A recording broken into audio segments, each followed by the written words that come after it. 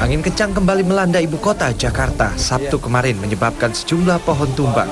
Di Jakarta Pusat, sebuah pohon besar di Jalan Gatot Subroto tumbang dan menimpa pengendara sepeda motor. Motor ringsek dan korban pun dilarikan ke rumah sakit untuk menjalani perawatan. Petugas yang dibantu pegawai keamanan GCC langsung melakukan evakuasi pohon yang tumbang dan sempat menutup jalan dari arah Semanggi menuju gedung DPR RI. Saat diterpa angin kencang, pohon ini tumbang dan menutup jalur bus Transjakarta. Kemacetan panjang pun sempat terjadi saat evakuasi pohon tumbang. Di Matraman, Jakarta Timur, angin kencang juga menumbangkan sebuah pohon besar dan menimpa pengendara roda 4 Sabtu sore. Tak hanya itu, 2 kios juga ikut rusak akibat tertimpa pohon besar. Kerusakan berada di bagian atas kedua minibus dan bagian depan lantaran tertimpa besarnya batang pohon yang tumbang. Sedangkan 2 kios yang tertimpa mengalami rusak parah di bagian atapnya. Ini mobil lagi beli nasi, yang ABB lagi nurun penumpang. Angin gede langsung rubuh aja. Ya kalau bisa dikontrol lah gitu. Ini kan kemarin nggak dipangkas. Petugas Dinas Pertamanan yang tiba di lokasi langsung berupaya mengevakuasi pohon tumbang dengan memotong batang pohon menggunakan gergaji mesin. Akibat insiden tumbangnya pohon ini, ruas jalan Pisangan Baru baik dari arah Pisangan menuju Jatinegara dan sebaliknya ditutup total. Warga berharap agar Pemprov DKI Jakarta dapat melakukan pemangkasan terhadap pohon-pohon besar yang mudah tumbang. Pohon tumbang akibat terjangan angin kencang juga menimpa rumah warga di Jalan Warakas, Kebon Bawang, Jakarta Utara. Papan penanda Terminal 2 roboh dan sempat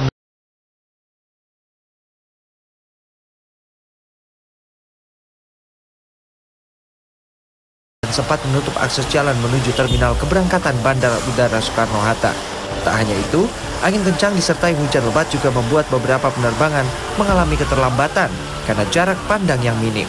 Akibat ambruknya papan penanda Terminal 2, akses masuk menuju terminal keberangkatan sempat ditutup, sehingga kendaraan yang akan mengantar penumpang diarahkan untuk parkir terlebih dahulu oleh sejumlah petugas kepolisian yang disiagakan untuk mengatur lalu lintas di sekitar lokasi. Selain itu, angin kencang pada Sabtu kemarin juga membuat jarak pandang di landasan pacu menjadi terhalang dan membuat beberapa penerbangan terpaksa ditunda selama 10 hingga 15 menit.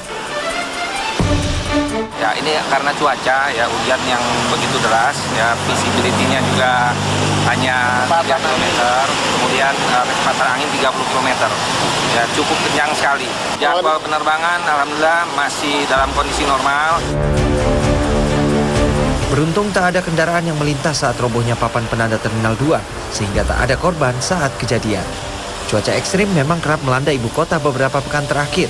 Warga dihimbau untuk selalu waspada dan ekstra hati-hati saat beraktivitas di tengah guyuran hujan lebat dan angin kencang. Tim Liputan, Trans 7.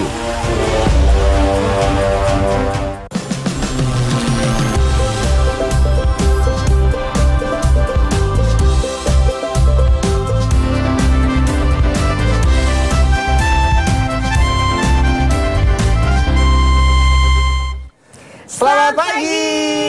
Aduh, ngeri ya kalau lihat berita barusan ya. Sepertinya angin kencang ini masih terus berembus di Jakarta nih pemirsa. Buktinya kemarin banyak pohon tumbang yang menimpa mobil, motor, sampai papan reklame di Bandara Soekarno-Hatta juga roboh nih karena kemarin. anginnya kencang banget kemarin ya. Artinya kalau cuaca seperti ini pemirsa juga harus waspada ya. Benar. Apalagi pagi hari ini di kawasan Tendian juga anginnya cukup kencang pemirsa dan awannya menghitam. Itu artinya rawan juga nih pohon akan tumbang itu daerah hari ini sekitar ya. Studio kita. Benar, jadi buat pemirsa di rumah ini mesti waspada yang mau bepergian ya, mau kemanapun mesti hati-hati. Tapi nggak cuma pemirsa di rumah aja yang waspada, tapi ini lawan tim dari Indonesia. Ini mesti waspada, karena tahu sendiri kan tim Garuda kan sekarang skillnya udah skill dewa, udah nggak bisa diremehin lagi. Apalagi terbukti nih dengan kemarin di Piala AFF, tim Garuda menaklukkan tim lawan yaitu dari Vietnam dengan skor 2-1. Wih, ini seru banget ya. Apalagi kemarin tuh dari gol yang pertama sampai penalti itu semuanya hampir nggak bisa ditepis sama penjaga gawang dari tim lawan ya. Jadi yang kemarin ketinggalan nggak sempat nonton, aduh sayang banget. Sayang banget ya. Sayang banget. Seru banget padahal kemarin tuh. Kenapa? Seru banget ya? Seru banget. Tapi jangan khawatir karena kita punya rangkuman beritanya nih. Seperti apa rangkuman beritanya? Ini dia.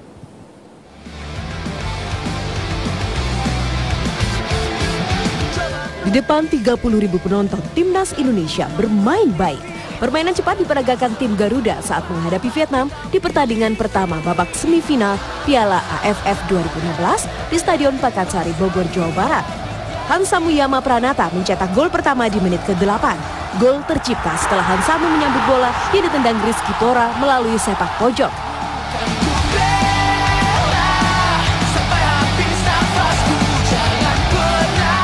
Keunggulan Indonesia dengan skor 1-0 di menit awal rupanya tidak bertahan lama.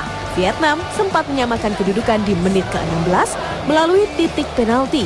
Nguyen Phan Quet sebagai eksekutor berhasil melaksanakan tugasnya dengan baik. Skor 1-1 bagi kedua tim bertahan hingga babak pertama berakhir.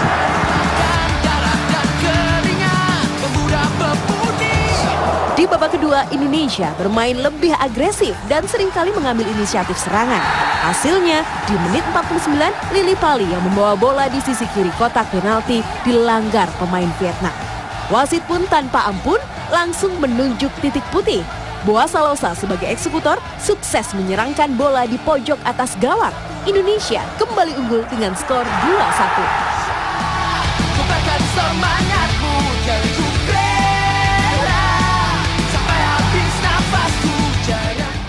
Tak mengendurkan serangan, berulang kali kedua tim berusaha melepaskan tembakan ke arah gawang untuk menambah pundi-pundi gol. Namun hingga peluit panjang berbunyi, skor tidak berubah dan Indonesia memenangkan pertandingan. Pelatih timnas Indonesia Alfred Riedel pun merasa puas atas kerja keras anak didiknya. I think we saw a very interesting match. Good match with high speed, trying from both teams. But at the second half you could see that the Vietnamese team a little bit physical stronger than us. Dengan modal kemenangan ini, diharapkan tim Garuda akan percaya diri menghadapi leg kedua Indonesia melawan Vietnam berikutnya yang dijadwalkan akan diadakan di Stadion Minh Dinh, Hanoi, Vietnam pada tanggal 7 Desember mendatang. Wah, pasti di sana ini banget ya, heboh banget ya. Kayaknya Rio kemarin nonton dari sana ya, jadi kayak seru nonton langsung dari stadion. Ini pakai ditanya, aku ya nonton di rumah lah. Aduh, nonton di rumah. Kemarin nggak sampai ke stadion, jadi nontonnya itu di rumah. Tapi tetap aja, tetap seru ya, meskipun di rumah tetap seru ya. ketika gol ya tetap lompat-lompat teriak-teriak. Lompat-lompat di atas sofa gitu. Pastinya dong. Tapi kalau misalnya memang pertandingan itu, terkadang yang lebih heboh daripada pemainnya, siapa lagi kalau bukan penonton alias supporternya. Benar. Contohnya si Kresna ini bikin iri nih pemirsa. Kenapa? Karena kemarin dia ini nonton langsung di stadion rame-rame. Tapi nggak cuma pulang cuman gitu aja. Ya kita aja diajak, cuman kita kan sibuk kan. Jadi dia Kresna aja. Dan dia bawa oleh-oleh di pemirsa. Dia bawa rekamannya. Dia tuh video ini menggambarkan kehebohannya penonton di stadion itu seperti apa. Terus ada hal-hal lain yang menarik lainnya sih dari sana kata Kresna? Ada. Dia dapat momen bagus. Jadi ada adu mulut antara penonton dan juga petugas nih. Gara-gara tiket palsu. Waduh, ada tiket palsu juga ternyata ya pertandingan bolanya ya. Hidung aja banyak yang dipalsuin, apalagi cuma tiket. Coba kita lihat yuk, ini dia. Garuda di dadaku, Garuda kebanggaanku. Sabtu petang puluhan ribu fans setia tim nasional Merah Putih telah memenuhi area Stadion Pakansari Cibinong, Bogor, Jawa Barat. Rintik hujan bukan menjadi penghalang mereka untuk bisa menjadi saksi sejarah tim Garuda berlaga melawan timnas Vietnam. Yakin hari ini pasti menang. Yakin menang semua ya? Pasti. 3-0. Jadi memang di sini antusiasme supporter sudah banyak sekali. Dan mudah-mudahan pertandingan hari ini bisa menjadi tiket final dan juga pemenang bagi timnas Indonesia. Maju terus sepak bola Indonesia! Maju!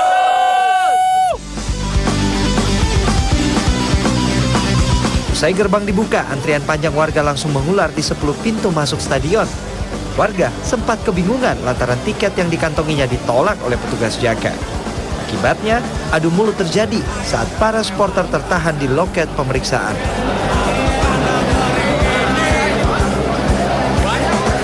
Mereka kesal tiket yang terlanjur dibelinya melalui calo ternyata palsu. Padahal mereka membeli dengan harga 3 kali lipat. Namun penonton yang membawa tiket palsu masih beruntung karena petugas masih membolehkan mereka masuk. Beruntung tiket yang saya bawa asli 100%. Jadi tinggal masuk deh.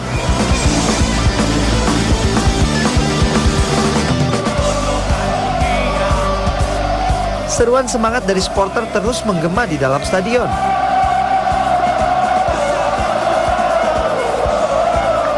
pertandingan berlangsung seru. Di menit ke-7, gol oleh timnas Indonesia tercipta lewat sundulan bola Hansa Muyama. Kami langsung berteriak kegirangan.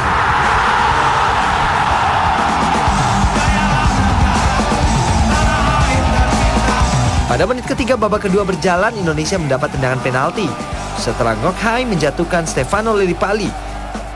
Boa Salosa mengeksekusi tendangan penalti tanpa bisa dihentikan Tran Nguyen Ma.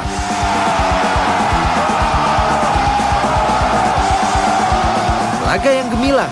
Di semifinal AFF, Indonesia berhasil menekuk Vietnam dengan skor akhir 2-1. Saya dan teman-teman pun bisa tidur nyenyak. Kresna Herdiato, Muhammad Juanda, Bogor, Jawa Barat.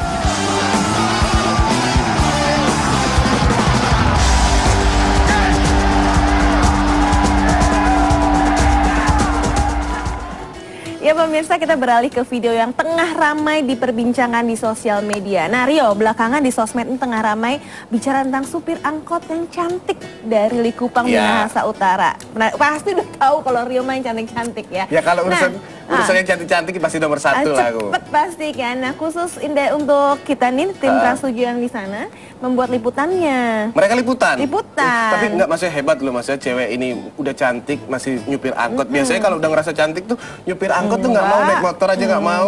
Nggak boleh generalisasi ya, kita marahin Rio rame-rame, nanti kamu dimarahin perempuan se-Indonesia. Ya udah, kamu kan nggak termasuk yang itu, ya udah nggak usah komentar. Iya, tapi banyak juga yang enggak kok. Ya udahlah, kita nggak seberantem jadi berantem. Mendingan kita ngomongin cewek cantik itu. Namanya Brenda nih pemirsa.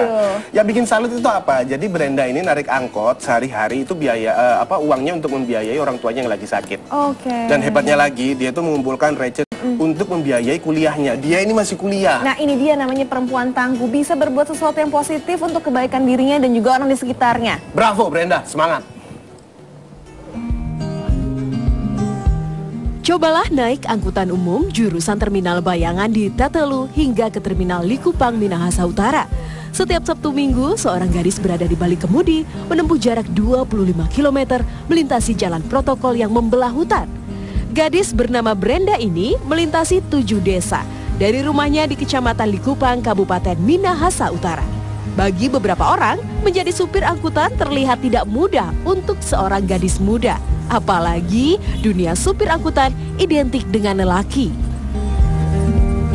Dapat puji Tuhan 300.000. 300.000 itu 100.000-nya saya setorkan sama bapak saya, sekalipun mobil sendiri, tapi kan saya pikir sebagai ini untuk memberikan untuk orang tua. 100.000 saya setorkan untuk bapak saya, 100.000 untuk isi minyak, dan 100-nya lagi untuk jajan saya.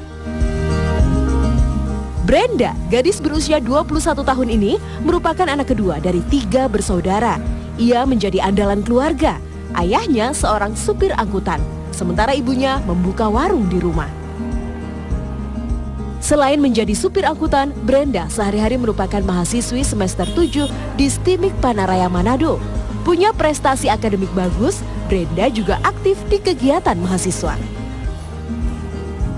Cerita Brenda ini menjadi viral. Banyak orang merasa terinspirasi dengan perjuangan Brenda. Muda, aktif, pintar, dan mau bekerja keras. Tidak sedikit yang mendukung Brenda. Zaman sekarang mau laki-laki mau perempuan sama. Mau jadi sopir mau apa sama. Menarik nggak Bu lihat ini? Kalau menarik, kalau zaman sekarang sudah menarik. Michelle De Jongker, Likupang, Sulawesi Utara. Aduh luar biasa ya, cantik-cantik tapi tidak ragu untuk mengambil pekerjaan yang biasa didominasi oleh kaum adam, kaum laki-laki. Kamu masih mau mengerjakan apa yang dikerjakan kaum laki-laki? Oh tentu, kalau memang kita harus emansipasi perempuan itu ya tidak hanya setengah-setengah. Jadi ya nyetir bus, nyetir angkot, jadi tentara dikirim ke medan operasi harus siap. Bagus, berarti ya kamu kan? tidak termasuk wanita yang tadi aku katakan itu.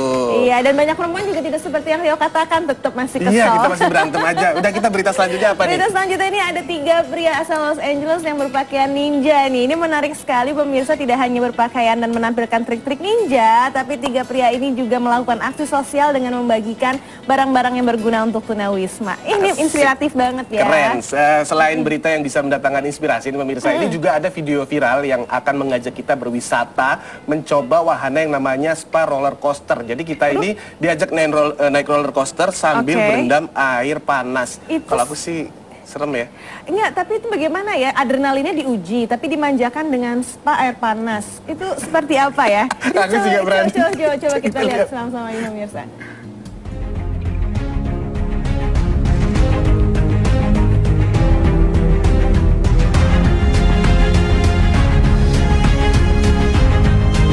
Perayaan Thanksgiving beberapa hari lalu tentu tidak lepas dari makna berbagi. Hal inilah yang coba dilakukan oleh 3 pria berkostum ninja di Los Angeles, Amerika Serikat. Berbekal kemampuan ninja seadanya, mereka membagikan barang-barang yang berguna bagi para tunawisma di Los Angeles. Untuk menyamarkan identitas sebagai ninja, mereka bahkan melakukan kamuflase yang sebenarnya tidak terlalu berguna.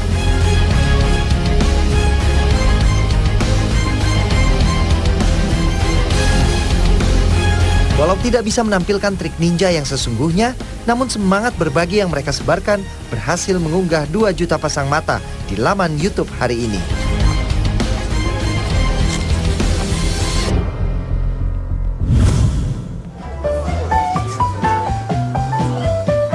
Berendam di permandian air hangat dan menaiki wahana roller coaster merupakan 2 hal berbeda yang sulit dilakukan sekaligus. Namun impian ini sedang berusaha diwujudkan oleh pemerintah Kota Beppu melalui video promosi yang tengah beredar viral ini. Bertajuk Spa Amusement, taman hiburan ini akan menggabungkan keseruan menaiki biang lala hingga roller coaster dengan ciri khas Kota Beppu, yaitu spa permandian air hangat. Namun sebelum membangun Spa Amusement, Gubernur Kota Beppu menargetkan video ini disaksikan oleh 1 juta pengguna YouTube. Hasilnya, dalam hitungan hari video ini telah disaksikan oleh 1,8 juta pengguna dan hanya tinggal menunggu waktu untuk bisa mengunjungi Spa Amusement satu ini.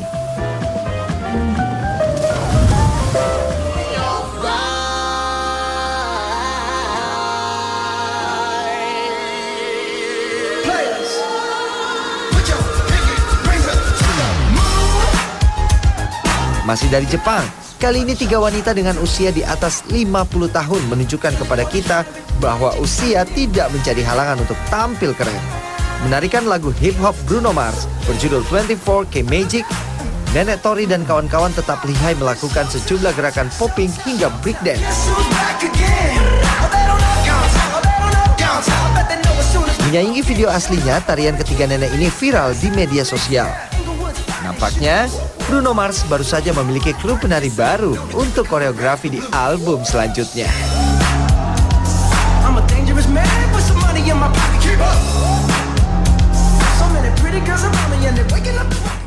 Nenek-nenek itu lincah juga ya. Kamu kalah lincah kayaknya ya. Ya, tapi kalau lihat tadi spa yang pakai roller coaster, masih mau untuk mencoba? Menarik sih sebenarnya, tapi tiket ke Jepangnya dibayarin ya, dibeliin ya? Masih tetap aja minta bayarin. Yaudah, nanti aku bayarin. Tapi sebelum ke Jepang, kita ke Inggris dulu. Ke Inggris? Iya. Ada apa di sana? Mau melihat teknologi yang cukup mutakhir nih pemirsa. Jadi ada robot yang bisa mengoperasi katarak. Jadi mata katarak langsung robot yang bisa mengoperasi. Aduh, ngeri-ngeri sedep juga ya dioperasinya sama robot ya. Nah, saya juga punya informasi teknologi dari Israel. Kali ini ada penyaring udara yang bisa mengubah udara menjadi air bersih. Wih, keren. Alternatif untuk cari air bersih nih bisa nih dari udara, diserap jadi air bersih. Kalau dibawa ke Jakarta kira-kira bisa menjadi berapa kubik air tuh? Wah, menarik ya, itu bisa kita manfaatkan tuh sebenarnya ya. Entar saya hitung dulu deh kalau kira-kira visible. Lama, tidak, ya kan? Bu. Bisa berapa lama nih kita siaran? Mendingan kita lihat dulu deh liputannya seperti apa ya. Ini dia. Axis adalah sebuah dokter bedah robotik baru, terampil dan cukup mahir untuk melakukan operasi katarak yang biasanya dilakukan seorang dokter spesialis bedah. Dengan ukuran diameter hanya 1,8 mm, sebuah dokter bedah robotik baru, terampil dan cukup mahir untuk melakukan operasi katarak yang biasanya dilakukan seorang dokter spesialis bedah. Dengan ukuran diameter hanya 1,8 mm. Algoritma penginderaan meminimalisir risiko kesalahan manusia. You can see where the robot is, see where the lens is, see where the relevant anatomy is, and by having a computer in the loop between when the surgeon's moving their hands and the robot moving, that computer can recognize when the surgeon's about to make a motion that's going to go outside and actually puncture the lens, for example, and stop that motion. Semua komponen Axis disematkan ke dalam tubuhnya yang berukuran kecil. Di dalamnya menyerupai otot yang mengontrol pergerakan yang presisi. Setiap kabel hanya berdiameter 110 mikron. Operasi katarak rutin dapat dilakukan secara cepat dengan tingkat komplikasi yang relatif rendah. Perangkat ini memang belum sempurna, namun Axis menunjukkan operasi katarak rutin dapat dilakukan secara cepat dengan tingkat komplikasi yang relatif rendah. Perangkat ini memang belum sempurna, namun Axis menunjukkan bagaimana miniatur robotik dapat membantu operasi dengan banyak prosedur presisi tanpa sebuah peralatan besar. Axis merupakan sebuah investasi yang menguntungkan.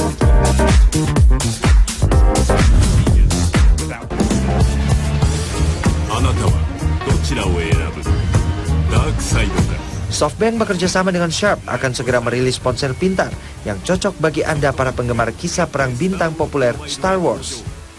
Berbalut dua edisi Dark Side and Light Side, perusahaan telekomunikasi asal Jepang SoftBank mengincar momentum penayangan film terbaru Rogue One: A Star Wars Story pada pertengahan Desember nanti.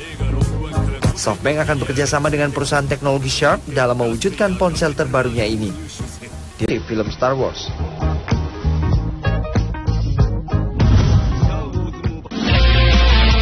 Membuat sebuah perangkat pintar penghasil air bersih. Memiliki sistem kerja dengan cara menyerap udara yang kemudian diproses sedemikian rupa menggunakan generator, dan secara otomatis mampu menjadikan partikel udara berubah menjadi partikel air. Dengan berbagai jenis model dan kemampuan menyaring udara pada rentang 60 hingga 80%, perangkat ini dapat ditempatkan baik di dalam ruangan maupun di luar ruangan. Rencananya perangkat inovatif ini akan dijual secara terbatas di beberapa wilayah dunia yang mengalami krisis air bersih, seperti Amerika Latin, Asia Tenggara, dan Afrika.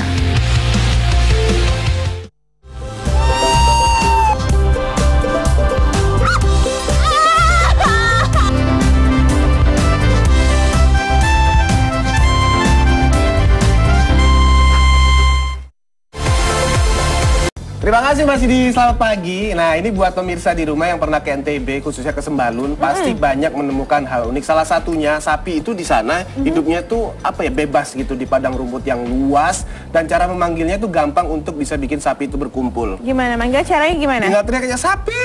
Masa? Jadi dia sadar dia sapi ya, begitu tau nama aku dipanggil terus dia datang gitu. Iya, dia cukup teriak aja, dia itu pasti akan datang dan berkumpul, siap untuk dihitung dan dikasih air garam. Kok air garam sih?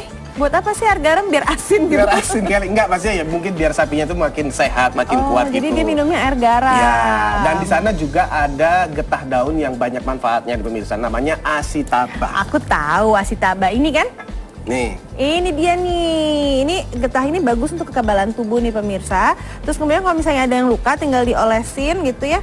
Nanti setelah diolesin dia lama-lama lukanya sembuh sendiri. Jadi manfaatnya bisa buat apa aja ya? Manfaatnya banyak sekali. Buat luka, tapi buat apapun. Katanya Putih sih ngambil getahnya susah sekali gitu lama. Pasti jadi harus sayang-sayang, untung aku dikasih. Nanti bagi dikit ya, setetes aja ya buat aku ya. Ya. Nggak usah. Oke, Putih silakan. Jangan.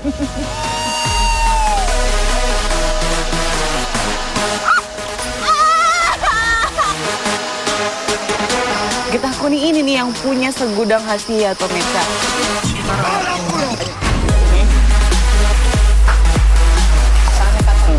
Kerupuknya enak ya, nagih. Selamat pagi pemirsa. Tanah Sembalun menyimpan sejuta pesona yang masih tersembunyi di antara tebing-tebing, pegunungan, dan bukit-bukit. Ini salah satu bukitnya, Bukit Kanji. Dari ketinggian kurang lebih 1.500 meter di atas permukaan laut, mata kita dimanjakan oleh savana yang indah pemirsa. Dan ada satu lagi keunikan di sini. Seperti apa keunikannya? Yuk kita lihat.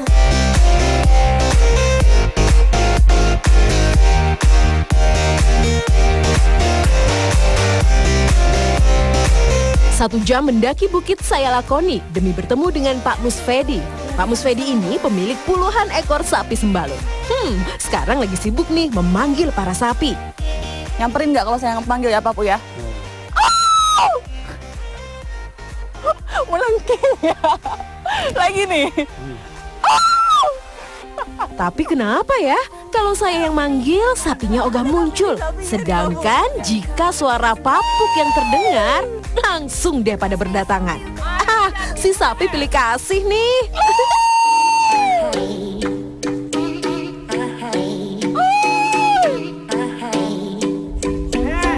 Mulanya jumlah sapi milik Pak Muswaidi hanya 2 ekor. Lalu kedua ekor dilepas ke hutan dan justru makin berkembang biak hingga puluhan. Sapi di sini suka dengan larutan garam, pemirsa. Makanya saya dan Pak Muswaidi membawa air yang sudah dicampur garam. Untuk memberikan air garam ke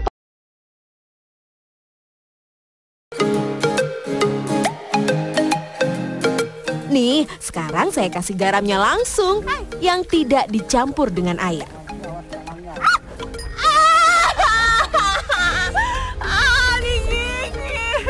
Tuh kan, si sapi sepertinya sentimen nih sama saya. Sudah pelan-pelan kasih garamnya, justru tangan saya yang jadi korban.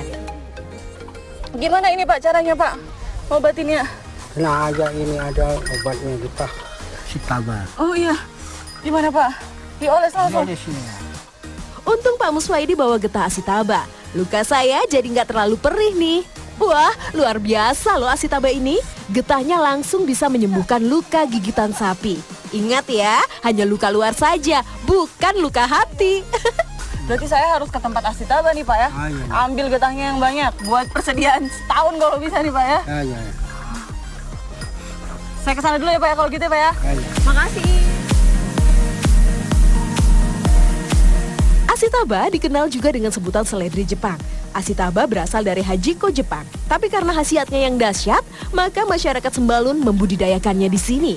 Ashitaba berasal dari kata ashita yang berarti esok dan ba yang artinya daun.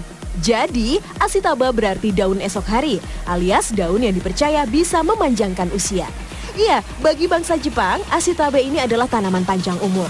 Soalnya, mulai dari getah hingga daunnya memiliki beragam khasiat untuk menyembuhkan penyakit. Nggak percaya? Mari kita buktikan. Potong terlebih dahulu batang Ashitaba, kemudian getah akan keluar secara perlahan. Ambil getahnya dan masukkan ke dalam wadah. Eits, memotong batangnya juga nggak sembarangan. Jangan sampai dipotong dengan posisi miring karena nanti getah tidak bergumpal dan justru terjatuh. Getah ini hanya bisa diambil pada pagi dan sore hari saja loh, dalam kondisi atau cuaca yang tidak terlalu panas. Selain getahnya, ambil juga daunnya.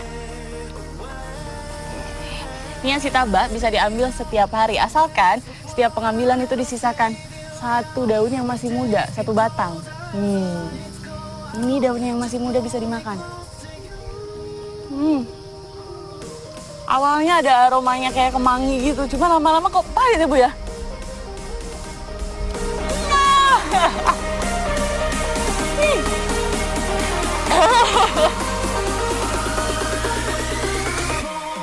Ashitaba bisa tumbuh setinggi 1 hingga 2 meter pemirsa. Nah, Ashitaba dari Sembalun ini diekspor ke Jepang juga loh, dengan harga jual daun Ashitaba kering Rp300.000 dan daun Ashitaba basah Rp3.000 dan 1 liter getah Ashitaba seharga Rp500.000. Ini kalau sudah terkumpul, nanti ini akan dibuat teh atau minuman herbal. Daunnya kita buat kerupuk Ashitaba ya Pak? Langsung aja kita proses.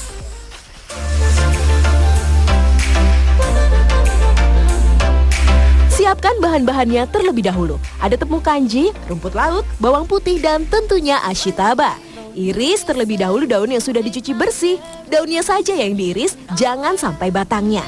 Setelah itu, masukkan irisan Ashitaba ke dalam wadah berisi tepung kanji, campur dengan bawang putih dan rumput laut. Aduk hingga merata. Sengaja pakai rumput laut, soalnya ini sebagai bahan pengembang ya, biar nanti kerupuknya mengembang. Aduk terus hingga adonan merata. Campurkan sedikit air agar adonan tidak terlalu kering. Kemudian cetak adonannya. Masukkan adonan ke dalam cetakan bulat. Ambil sedikit saja agar tidak terlalu tebal adonannya. Pipihkan hingga membentuk bulat. Kalau sudah, adonan tinggal dikukus. Lakukan pengukusan selama kurang lebih 5 menit. Angkat adonan, kemudian jemur. Penjemuran dilakukan di bawah sinar matahari selama kurang lebih 1 hari atau hingga benar-benar kering. Kemudian, kerupuk tinggal digoreng deh. Goreng kerupuk di dalam minyak yang cukup banyak agar benar-benar matang dan tidak bantet. Sip, sudah matang semua kerupuknya, saatnya pengemasan. Bu Hartati biasanya menjual kerupuk dalam 2 jenis, yang sudah digoreng dan yang belum digoreng. 1 kilogram kerupuk matang ini dijual dengan harga Rp20.000. Sementara 1 kilogram kerupuk yang belum digoreng dijual dengan harga Rp25.000.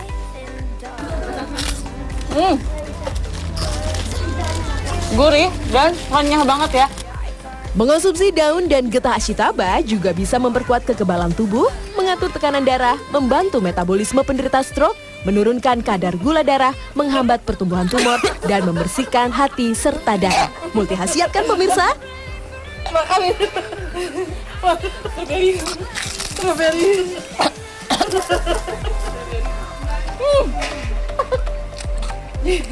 Kasih dia strawberry. Namanya juga obat ya. Jadi rasanya itu kayak kita minum obat, emang pahit dan enak banget. Gak apa-apa lah Bu, yang penting sehat ya. Putih Nurul, Aini Fadilah, Nusa Tenggara Barat. Nah pemirsa, ini kita sekarang mau ngajak Rio jalan-jalan ke daerah dekat-dekat kampungnya Rio nih. Kemana? Kamu kan suka snorkeling ya? Sudah, seneng banget. Nah di daerah sana di pantai Bangsring namanya, Banyuwangi, Jawa Timur, ada spot bagus banget untuk kita snorkeling. Dan sekalian juga nih komunitas di sana mengajak kita memasang terumbu karang. Keren. Keren nih aktivitasnya, bener-bener melestarikan ekosistem laut. Betul, itu kalau dari Malang ke Banyuwangi cuma 7 jam. Kapan-kapan boleh deh kita ngajak sama tim Selamat Pagi untuk berangkat ke Banyuwangi, snorkeling bareng dan kulineran. Tapi karena kamu ini tuan rumahnya ya? Iya, Selamat Pagi lah nanti yang tetap tuan rumah Rio Indrawan yang traktir Selamat Pagi. Tapi di sana nanti kita kulineran karena ada pindang koyong yang enak banget. Waduh, apaan tuh? Silakan, Oki.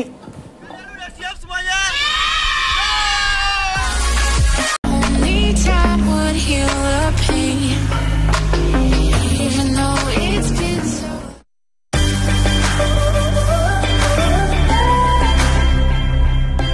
Selamat pagi, Indonesia memang terkenal dengan keindahan alamnya. Nah, pagi ini saya akan mengajak Anda berwisata sekaligus menjaga keindahan alam Indonesia. Mulai dari menanam terumbu karang sampai melepas ikan hiu di lautan bebas. Bersama teman-teman kecil saya di kota Banyuwangi. Kalian udah siap semuanya? Salah satu destinasi wisata alam terbaru di Kabupaten Banyuwangi ini tidak hanya menawarkan pemandangan alam bawah laut ataupun pemandangan sekitar pantai yang masih asri saja. Bersama dengan komunitas Bangsring Underwater, kita diajak untuk peduli dengan lingkungan bawah laut. Yang lambat laun kondisinya semakin memprihatinkan. Kegiatan reboisasi terumbu karang jelas berbeda dengan kegiatan penanaman tanaman lindung hutan. Dengan menggunakan media pipa paralon yang dirangkai dalam bentuk persegi 4 ini, ranting terumbu karang harus diletakkan ke dalam lubang yang sudah disiapkan secara hati-hati. Bedanya terumbu karang dengan tanaman yang ada di darat, ini dari ujungnya. Kalau ujungnya kita potong, ini tanaman darat malah bercabang, makin subur. Beda. Kalau terumbu karang, ujungnya dipotong, langsung mati. Dan butuh 1 tahun buat terumbu karang ini tumbuh jadi 1 cm. Jadi benar-benar harus hati-hati ya megangnya ya. Tanam lagi nih. Terumbu karang merupakan jenis tanaman yang rentan terhadap pengaruh lingkungan sekitar. Pada permukaan cabang terumbu karang terdapat lendir yang berfungsi sebagai alat bantu pernafasan layaknya stomata pada daun. Karena sudah sekitar 10 menit berada di daratan, lebih baik kita bawa ke perairan dangkal dulu yuk, agar terumbu karangnya tetap segar. Yuk, taruh dulu. Jangan dihabis ini ya, taruh. Oke, dari daratan sekarang kita menuju ke tempat penanaman di area laut lepas. Pada kedalaman 10 hingga 15 meter, rangkaian pipa yang sudah terisi terumbu karang ini akan ditenggelamkan ke dasar laut. Ngomong-ngomong soal laut, sebelum menyelam kita pasang dulu yuk alat selam dan pelampungnya. Dibantu sang mentor, saya tidak perlu ikut menyelam hingga kedalaman 10 meter, pemirsa. Hal ini juga bertujuan agar posisi pipa terumbu karang terletak pada area yang sesuai. Wih, jika hari ini saja kita sudah menanam sekitar 4 pipa rangkaian terumbu karang, paling tidak pada 1 tahun ke depan kita sudah ikut melestarikan 2 meter lahan terumbu karang di lautan ini, pemirsa. Keren deh! Selain ikut menanam terumbu karang, saya juga akan memberi makan ikan-ikan hias yang ada di sekitar area rumah apung ini, pemirsa. Nggak perlu susah-susah menyelam ke dalam, cukup membawa umpan berupa roti. Sekali menyelam, saya sudah diserbu oleh kawanan ikan hias, seperti ikan sesan mayor dan batfish ini. Mumpung lagi diserbu ikan, jangan lupa foto dong.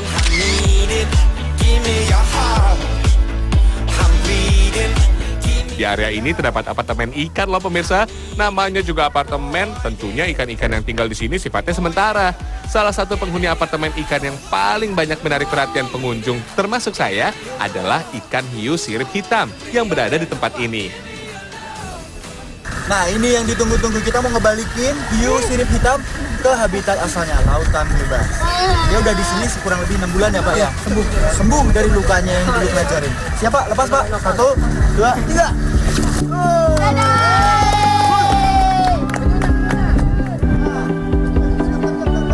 Kegiatan melepas binatang laut seperti hiu dan anak penyu ini bisa menjadi pelajaran bagi anak-anak loh pemirsa. Kecintaan terhadap lingkungan sekitar bisa ditanamkan melalui kegiatan yang menyenangkan seperti ini.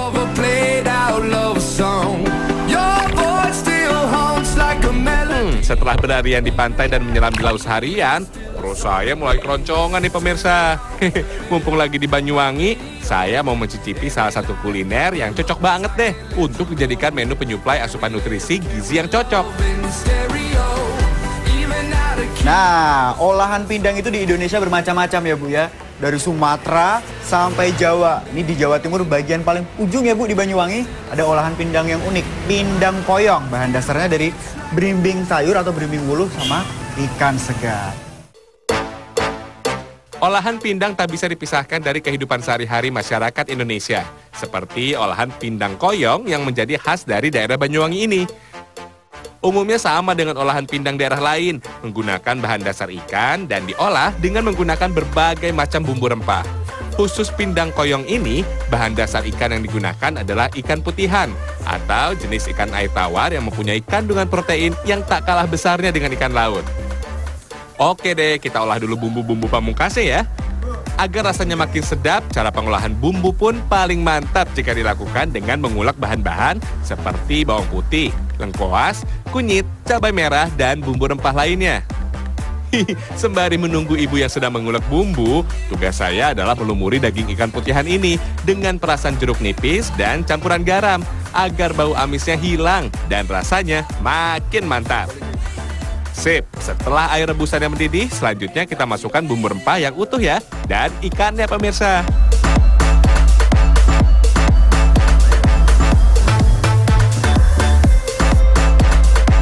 Saya pijitin dulu, sambil tak pijitin, kemudian kita gantian Bu. Tadi kan ibu yang ngulek lama, kasihan tangannya. Yummy, tumisan bumbu yang sudah kita ulek tadi sudah mulai tercium baunya. Sekarang kita masukkan saja ke dalam rebusan ikan yang sudah setengah matang ini. Alright, tak sampai 10 menit, menu makanan khas Banyuwangi yang diolah secara organik dan tanpa bahan MSG ini siap untuk dihidangkan.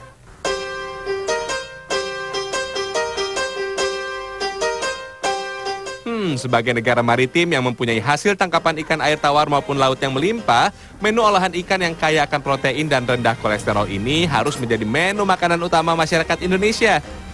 Ditambah campuran bumbu rempah yang beraneka ragam, olahan pindang koyong ini makin mantap deh jika disantap dengan nasi panas seperti ini. Jangan sampai lupa deh, jika berkunjung ke Banyuwangi, wajib mencoba menu olahan ikan air tawar yang satu ini. Dijamin bakal balik lagi deh.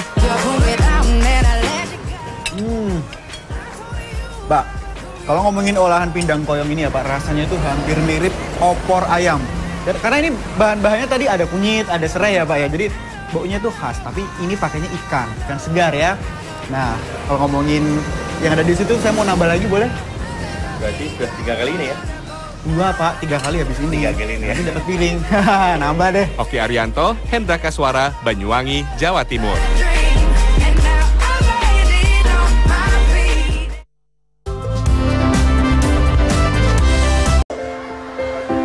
Para relawan ini berasal dari berbagai sekolah menengah yang ada di kota Makassar. Mereka dengan telaten mengetik ulang berbagai naskah buku di laptop. Naskah yang diketik terdiri dari beragam topik, seperti kisah dongeng, biografi, pengetahuan umum, hingga informasi populer. Naskah ini kemudian akan diubah ke format digital dan selanjutnya dicetak dalam huruf braille sehingga lebih mudah diakses para tunanetra. Kampanye di Makassar menurunkan 50.000 orang relawan. Sebelumnya, kampanye ini diadakan di Bogor dan Bandung, Jawa Barat. Secara simbolis, pengiriman naskah dilakukan serentak ke situs yang telah disiapkan, yakni 1000buku.kb.or.id. Peringatan Hari Disabilitas Internasional yang didukung 50.000 relawan ini mendapat penghargaan dari Museum Rekor Indonesia sebagai Hari Disabilitas Internasional yang terbanyak menurunkan relawan. Kampanye ini juga diharapkan untuk menggenjot tingkat literasi di kalangan tunanetra. Saya berharap Mungkin di sini 50.000, nanti juga di Surabaya bisa 100.000, 200.000, bahkan bisa sejuta. Ya, ini tandanya bahwa kita semua peduli kepada para disabilitas, khususnya pada hari ini kepada para tunanetra. Acara peringatan di Makassar ini diisi berbagi buku kepada peserta. Salah satunya mengenai biografi pengusaha Khairul Tanjung yang juga turut hadir pada acara ini. Ahmad Syamsuddin, Makassar, Sulawesi Selatan. Ya pemirsa, sudah saatnya kita harus undur diri, tapi sebelumnya ada hadiah spesial di weekend ini dari Rio Indrawan. Oke, kalau minggu lalu kamu pantun, hari ini saya tutup dengan pantun. Ada Mbak Dukun sedang komat kamit di kota Balikpapan. Cakep. Saatnya kita berdua pamit, ketemu lagi minggu depan sama Anissa Pohan dan Rio Indrawan. Hanya di acara Selamat Pagi. Dah.